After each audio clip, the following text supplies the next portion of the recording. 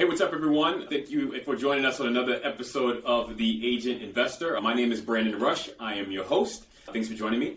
The goal of the Agent Investor series is to help investors make informed decisions regarding multifamily, commercial property, and other investment assets by having conversations with other real estate affiliated professionals. Today, joining us is Jay Helms, a good friend of mine. Thank you so much for joining us, Jay. How you doing? Hey, thanks for having me, and thank you for allowing me to watch you work. Before we started recording this, I got to see Brendan work a little bit, and I hope by the end of this call, you get your response that you got an accepted deal and you guys are moving forward. I really do. I like it. We'll get it for sure. Cool. Jay, I know Jay initially through the W2 Capitalist Mastermind, and I'm sure you're going to speak on that a little bit, but that's the mastermind. Jay met me through Bigger Pockets, connected with me, and we've been friends / I don't know what it's called when you're in the same colleagues, yeah. Mastermind mates for the last 2 years, or maybe 2 years plus at this point. Yeah, I was trying to think of that the other day. I could probably go in our community, and there's a number by your name, and that is the date of the year in which you joined. So I probably can just do that real quick. But yeah, okay. At minimum 2 years. Got it. Nice. Yeah. Time moves fast, man. All right, Jay, tell about yourself. What's going on? We've done a little bit of everything. My wife and I, we first started actively investing in 2014. Now, I had a W-2 job. I'm not a realtor, but I think what we're going to talk about is going to appeal to your audience and who they serve, right? And so I was in corporate America for a little over 20 years. I eventually got the boot, got laid off of my COVID 2020 layoff. Luckily, leading up to that point, we had bought a small portfolio of rental properties, and we had started the W2 Capitalist. After a couple of days of walking around the house of, swallowing my pride and realizing this is the best thing that's ever happened, was getting laid off, and now I'm going to be an entrepreneur, we decided, hey, we're just going to go at this full time, right? And so, trying to make a long story short, not knowing, we had always bought our properties using traditional financing. Yep. And now we didn't have the W-2, didn't have the W-2 income or the pay stubs. I'm sitting here, how are we going to grow and what are we going to do as we continue to buy small multifamilies and whatnot? A year later, we closed on a 16-unit property with some partners, and I was the primary guarantor for the loan on that one. Still am, by the way. We still own the property. So, nice. But yeah, long story short, man, we've done a little bit of everything. We've recently moved into some private lending, hard money lending. If you want to talk about passive income, man, that is about as passive as they get.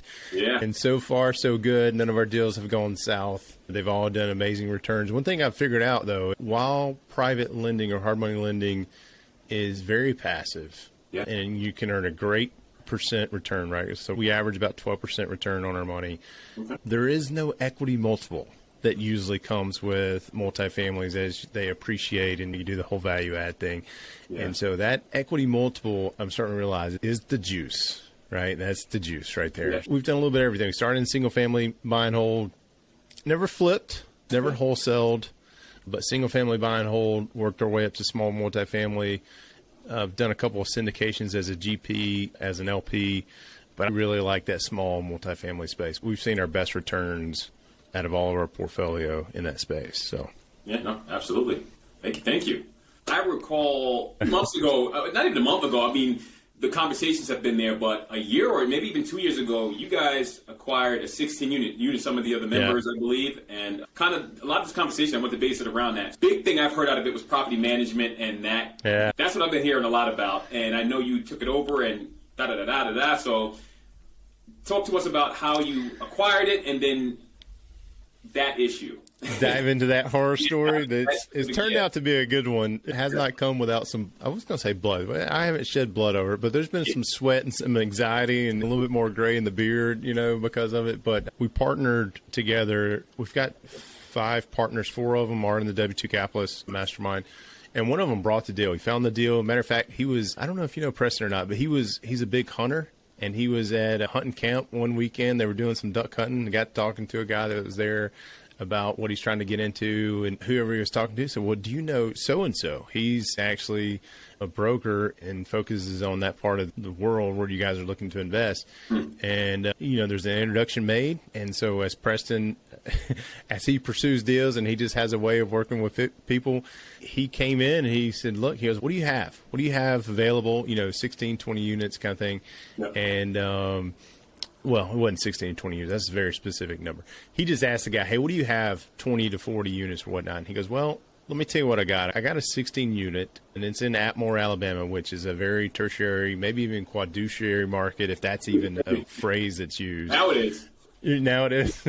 And, total population of about 8,000 people, very similar to the size of the town that I grew up in, right? So I kind of know small town Alabama, small town USA. And but the broker told us, he goes, now look, he goes, this is under contract. They've had it under contract for almost 60 days. They haven't done an inspection yet. It comes out of contract next Friday, I think is what it was. And he said, so if you guys want to make an offer, we can go ahead and do that. He goes, but I got to have some proof that you guys can actually close, right? And I don't know. I was like, man, does he not know who I am? And I was joking around with him. Do you not listen to the podcast? Anyway, we had a conversation with the broker, and we made an offer while it was still under contract. And their contract expired Friday morning, and we had ours countersigned Friday afternoon. And we went from there and did our due diligence. We ended up closing on it. We'll get to the sticky part, right? So the property manager, we were using a property manager that I had used for years on a separate property in a fourplex, and never had a problem with them whatsoever, right? Every month I'd get the reports. Reports were accurate. The money showed up in my bank account like it was supposed to. Very comfortable with that. Yep. And then I made the recommendation to our partners. They said, yes, let's do it. And so we closed, and about 6 months in, this is where I'm reminding myself, trust but verify.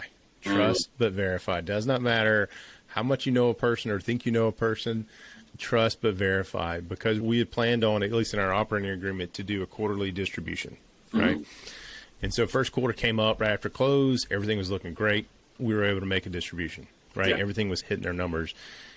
We came up to quarter number 2, and I'm looking at our bank account, and I'm thinking, something's not right. We should have more money in there, because if we're going to make a distribution, we have to have more money in there. There's no way we can do that with what our balances were showing. And so I started diving in, started peeling back. By the way, I want to go back and say every bit of this problem that we're having is my fault. Total ownership. I didn't do a good enough job of looking over the shoulder of the property manager and really diving in on a monthly basis. Yeah. Again, because I've used him for years, right? I've used him for years on another property, never had an issue with it. Never. Oh, wow. You have the trust, and even you've had verification from the past. Yeah. Years. He had managed this fourplex for us for 3.5, 4 years. Never had a problem, right? Wow. And so want to make a distribution of Q2 of ownership at the end of Q2 ownership. We just don't have it. And I was like, hey, we got to have a call. Something's not adding up here. Something's not adding up. I'm looking at the reports. I'm seeing what you're supposedly collecting from rent. I'm not seeing that in our bank account. It's not matching up. And so we had this kind of come to Jesus meeting kind of thing. And man, you want to talk about a smooth talker, had an excuse, had an answer for everything. Preston, my partner, and I, we were both very impressed with how he conducted himself and on the conversation and how he handled the numbers and whatnot. And we're like, all right, makes sense. Yep. Let's go another quarter, right? The Q3 of ownership comes around. Same thing. Very similar scenario, right? And so we give him another opportunity. Hey, what the heck? What's going on, right? And this time, not as polished of an answer, right? I think our BS, our bullshit meter was going off a little bit, and we'd already had some red flags and whatnot. And so after that, Preston and I decided, so we're the managing members of the organization, right? So we decided, hey, we're just going to take this in-house. We looked for a couple of different places, but we suspected some fishy stuff was happening. So we just said, look, we're not going to go with anybody else. We're just going to do it in-house, right? Wow. And so the question there really quick. So you guys is really went cold turkey. Did you attempt any of the property managers in the area, or you kind of just said, so you got to remember, it's quadruciary market, right? So very small market. There's brokers and realtors. I called a handful. Preston called a handful. None of them wanted to do property management. And I was like, well, let me ask you this. What if you just do lease ups for us?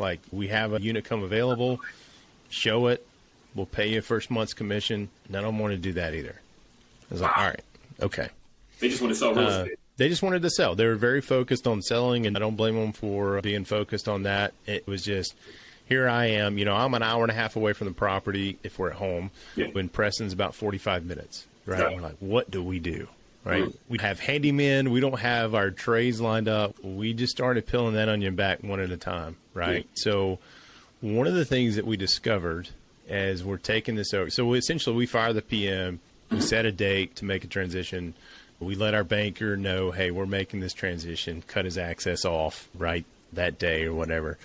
Funny thing we found out was we had some tenants that were living there. Some lived there for a year. Yeah. And never had their account credited for rent being paid. Okay, now I said that very specifically. Their account was never credited for rent being paid. Okay. So but here's yeah. So what's going on, right? And so I was like, well, if they've never paid rent, then obviously you guys have served eviction notices, like 7-day pay or quits, which is for the state of Alabama. No, we haven't done that. Oh, okay. Well, that's interesting. Why not? Never got an answer for that. It was neither here nor there, right? I mean, at that point in time, it's water underneath the bridge. Yep. We had, so 16 units. We had 7 tenants who were behind in rent. Yeah. Right. And I'm going to use air quotes when I say behind in rent. Yeah. 7 tenants who were behind.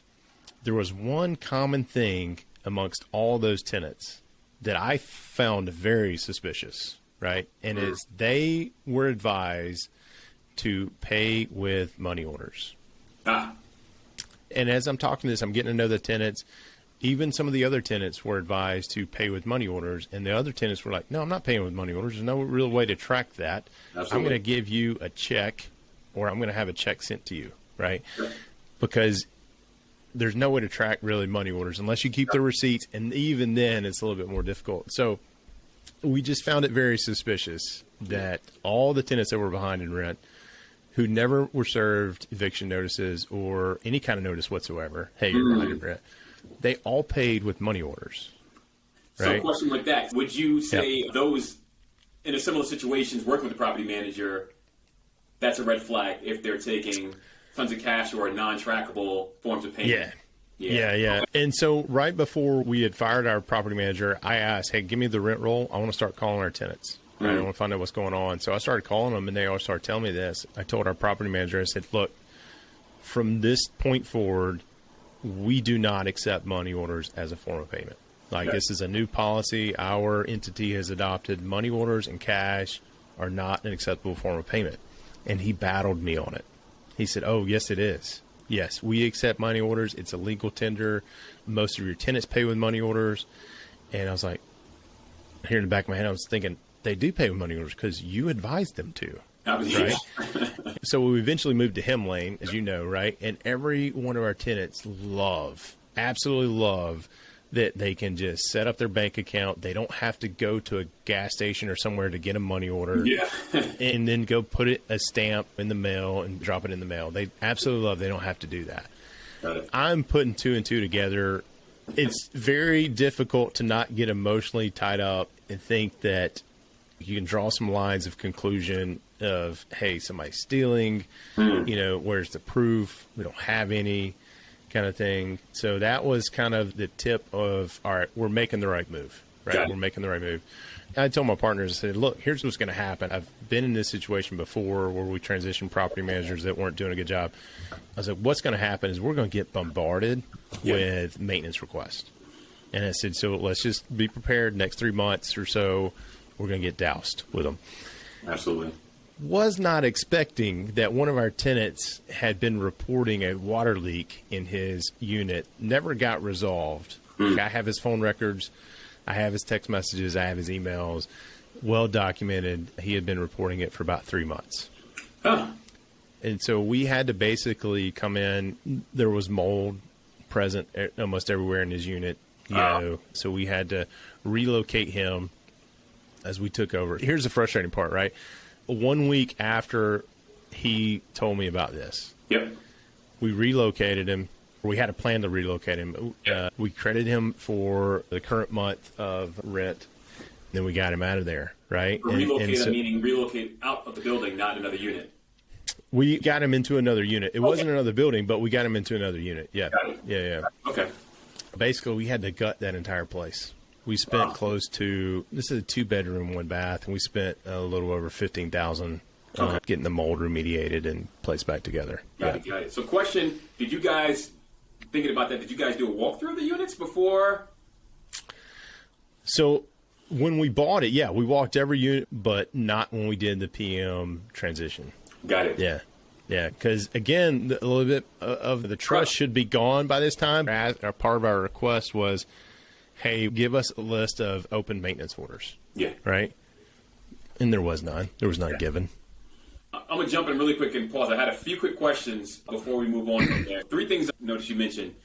Sometimes with banks, you're required to have property managers, depending on loan type, whatnot. When you mentioned to your bank, we're taking this over, did they give any slack or anything, or they just said? Yeah, they didn't. I'm trying to think back. I don't think they gave us any slack. I think this comes where you have a really good relationship with your banker, right? I called him and said, we're making this transition. He was like, what's going on? Know where we're going to go with this yet. We're talking about hiring an attorney because of what we found. But here's the scoop of it is what's being reported is not showing up in our bank account. Yeah. And I said, we can't move forward having that person represent us or be in charge of that property. It's just not going to happen. And he was fine. He was like, okay, that makes sense. Yep. We'll get it set up. Totally supportive, never questioned, never really asked us or showed any concern. Matter of fact, he's introduced to me to a lot of contacts and individuals, potential partners. But I think it goes back to having that relationship with your banker. Right? Absolutely. Oh, good. Another question I have, when you changed from money orders to Hemlane, was there anything written in the leases, or maybe, I'm assuming most of them probably month to month at that point, but was there anything written in the leases saying they had to pay through money order, or just don't do mines? I did the same thing when I bought property. I transitioned them right out to my online payment portal and just said there's no option other than personal check to wherever I my processes. Yeah, they were not month to month at that point in time. But here's what's funny, right? So when we bought the property, they were all month to month. And our direction for the property manager is like, look, renew them all, but don't do it all in 1 month. Like stagger it. You do 4 at a time, and then within a year, we'll have them all done or whatnot. And that way, if somebody moves out, lessens our chance of everybody moving out at once. Yeah. Right? Or multiple people moving out and we have multiple vacancies. Well, as we took over, guess what didn't happen? And all leases were signed in the same month. And so they expired in the same month. We've been dealing with that. What was your other question? Under lease. Oh, under lease. It's under their current lease that everybody signed. Everybody expired in the same month. Yep. It basically said it had a few forms of ways that they could pay. But then there was a clause behind that said, or as otherwise advised by property management. Right. Got it. So, yeah, we advise them, hey, look, we're migrating systems. Hemlane's what we're using. You're going to pay through Hemlane. We're not accepting checks. We're not accepting money orders. We're not accepting cash. We're accepting payment through Hemlane. We had one tenant out of the 16 use that as an excuse to move out. Got it. But here's what happened. She just got married, and she was trying to break her lease early so that she could go move in with her husband. Yeah. And just tell us that. That's okay. That's fine. And that all worked out too. But we had absolutely zero pushback from tenants except for that one lady. We had one pushback, I should say, from that one lady. And everybody else was so thankful. Like, it was like, man, well, thank you for introducing us to the 21st century. I no longer have to go to the gas station to get a money order and then take it to the post office or whatever. Oh, definitely. Yeah. One other question I have for you, a last question in this little section here is Hemlane. Give me the 30-second rundown of what it is for those who don't know what Hemlane is, because I think a lot of people are still doing Venmo payments and Google Docs and stuff that's not in the system. Yeah. Hemlane is, their tagline is management on your terms, right? Basically, they have 3 different packages, and there's a basic, and then there's a medium, and then there's an advanced. The advanced is they do everything for you. You have the portal. I think all of the packages, basically, you can advertise your properties for rent. Tenants can go on and pay their security deposits and then also their rents. They can set it up to automatically draft if they want to. They don't want to have to go in there and pay manually. It actually allows for credit card payments, which we don't allow anymore because we had one issue with a tenant that we evicted who called their credit after we started the eviction process, called their credit card company and said, hey, I was charged 2 months ago by this company and they shouldn't have charged me. And so the credit card company peeled that back and said, this money's going back to them. And so we no longer allow for credit card payments, but they do allow for that to happen if you want to. It's a document management piece too. So every lease that every tenant signed is in there. They have access to that. They can open maintenance requests.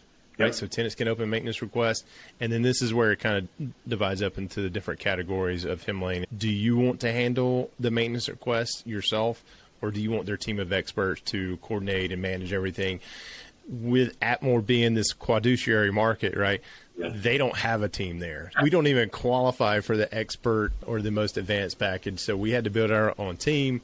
But we still rely on their coordinators to contact our service pros and get things scheduled and do whatnot. And they've done a great job of that. I can't say enough. I mean, they're so quick. Yeah, they're I know extremely quick. In some immediate markets, they would have teams, meaning like third-party resources they would use and have plumbers and all type of tradesmen on tap ready for you to go. So my other fourplex, right, that this property manager was managing for us for years, after all this came up, I was like, well, I can't stay with him for this one. And so we migrated that one to Hemlane as well. It's in a primary market where they have the entire team, and I'm enjoying that. It's nice. Yeah. Cool. All right, so we're going to start to wind down. Just curious, what was the outcome of this undertaking? It's to be determined. We did hire an attorney. We got some consulting from an attorney on what should we do, right? As it sits right now, it's going to be a painful lesson learned. It's going to take us about 25, 30 grand to pursue the lawsuit. And that is basically 30 grand is an option to potentially get some money back, you know, and the money that we would get back is about the same. Got it. Right. The partners have somewhat agreed, not everybody's agreed, but somewhat agreed that no sense chasing bad money or good money after bad. We're kind of leaving it there. But I will say the property's stabilized. Here's another thing, too, that has me thinking. I kept pushing this property manager, hey, we got to increase rents. Like, we took over, rents were $550 a month. There's one tenant who had been in there for 13 years, okay? I saw her lease from 13 years ago. Wow. And she was paying $550 a month. So there's been no rent increase for 13 years, right? I kept telling him, hey, we got to go up. I think we can get 7. So let's start gradually going up. And we laid out this plan. Of course, they didn't work the plan or try to convince us that was not the case. And since we fired them, all of our new tenants are paying $700. We're getting close. We've gradually started going up with our current tenants, just a normal rent increase. And these stories you tell yourself, like, man, this son of a, he's got this figured out. He knows that if somebody's paying $550, they're the kind of people that we can take advantage of, and they're not going to have the resources to go after it, right? That's the story I'm telling myself. So the property is on an upswing. We've actually, as far as income goes, expenses are down. We actually bought an adjacent lot next to one of these from the cash flow of the property since we took over managing it. Nice. We got to build up our reserves. We got some CapEx happening between now and the end of the summer, but we've got that planned out. We're going to pick those off one at a time as the cash flow comes in. Got it. It's good, man, because we're on track to be about average rent to be about 630, 640 by the end of the year, just with the release renewals and everything. A year ago, we were average 550. But if you talk about what was actually being deposited into our bank account, it's like average 330. It's going a lot better at the moment. All right, good. All right, the last couple of questions here. So really quick, any tips you would give for someone acquiring, I guess, a small to mid-sized multi in terms of property manager, things to watch out for, consider? Yeah, so property managers, I've been so burnt by this that I'm a big proponent of self-managing. And you and I have known each other long enough. You rewind the clock 2 years ago. I'm like, hire it out, man. Get a professional, and blah, blah, blah. I met a contractor at our fourplex on Tuesday, and he does a lot of work for a property management company. And he was hey, who manages this for you? And I was like, well, I do. And he goes, you ever want to not manage it? And I was like, not right now. Not right now. Yeah, I would say if you're forced to do property management, I really encourage to check out Hemlane. Yeah. It's a really solid platform. And we've got the 16 unit and our 4 unit on there. We've got 20 units on there. Yeah. I may spend 2 or 3 hours a week just looking at stuff. And some of that is because we do have some of these CapEx expenses coming up, and I'm trying to plan, like, when are we going to be able to do this? This is kind of urgent kind of thing.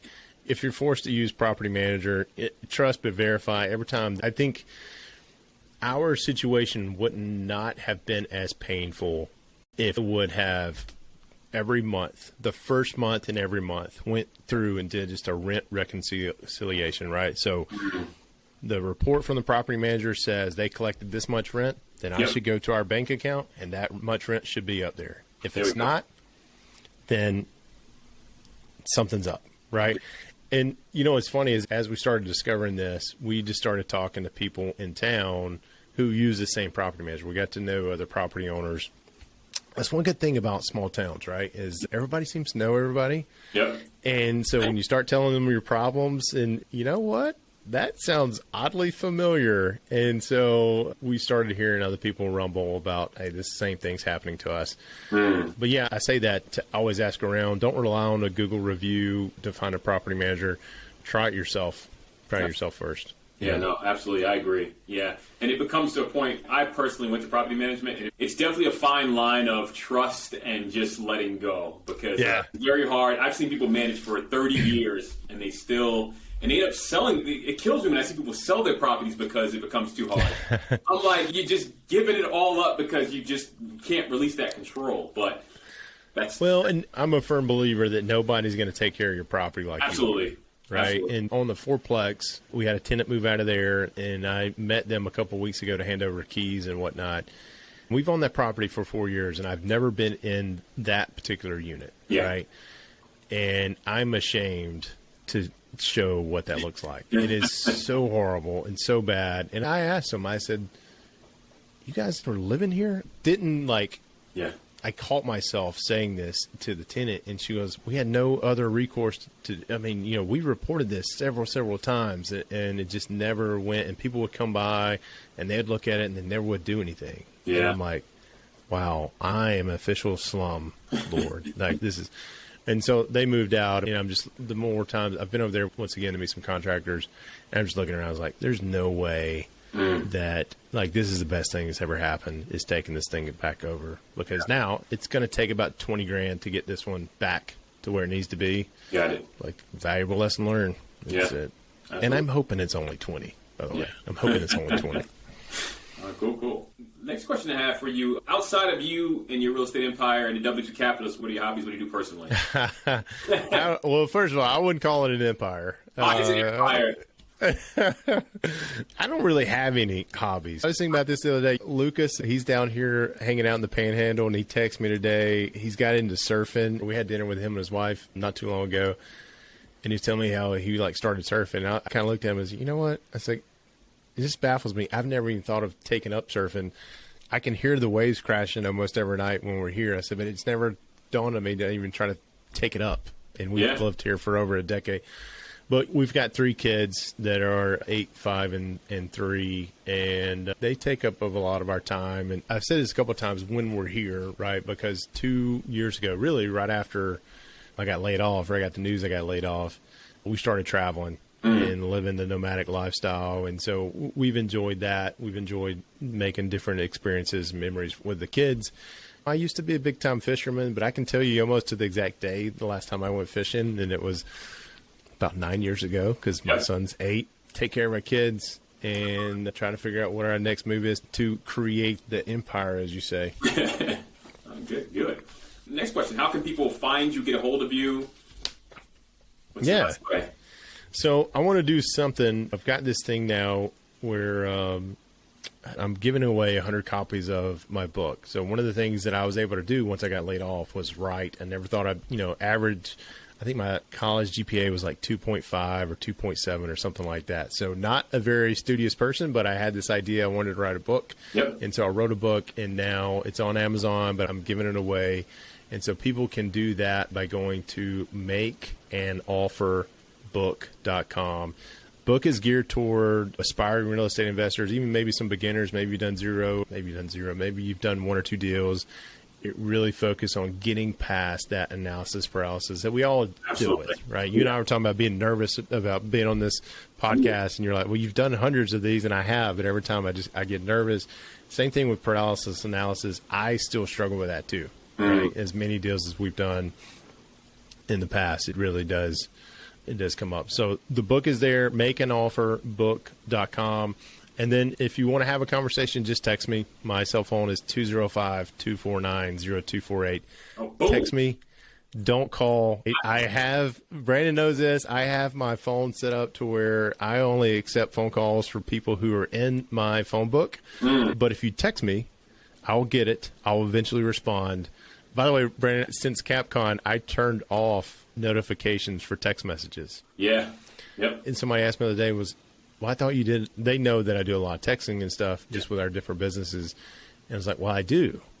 Yeah. And, I pick up my phone probably 20, 30 times a day. Yeah. Not a single one of those times do I not look at the text messages to see what came through and what I need to respond to. Yep. Why do I need another notification to disrupt whatever I'm doing to say, hey, here's a text message? So I turned that off a couple of weeks ago, and it's been incredible. Game changer. Yeah. Cool. Any final words for the audience before we depart? Man, property management's tough. Trust but verify. Trust but verify. If you're a property manager, if you have a professional property manager and they get annoyed by you asking so many questions, chances are you got the wrong property manager. No, definitely. All right, Jay, well, that's it. But thank you so much for jumping on. I truly, truly appreciate your time and all the time you gave me through the W2 Capitalist and just being a good friend over the last couple of years. And to our audience, thank you for joining us for another episode of The Agent Investor. My name is Brandon Rush. If you want to reach me, you can find me through my website, brandonrushagent.com. I believe I'm on the Facebooks as well at Facebook/The Agent Investor. So find me either way. And thank you guys so much for joining us today. And we'll catch you next time. Thank you, Jay. Thank you, Brandon.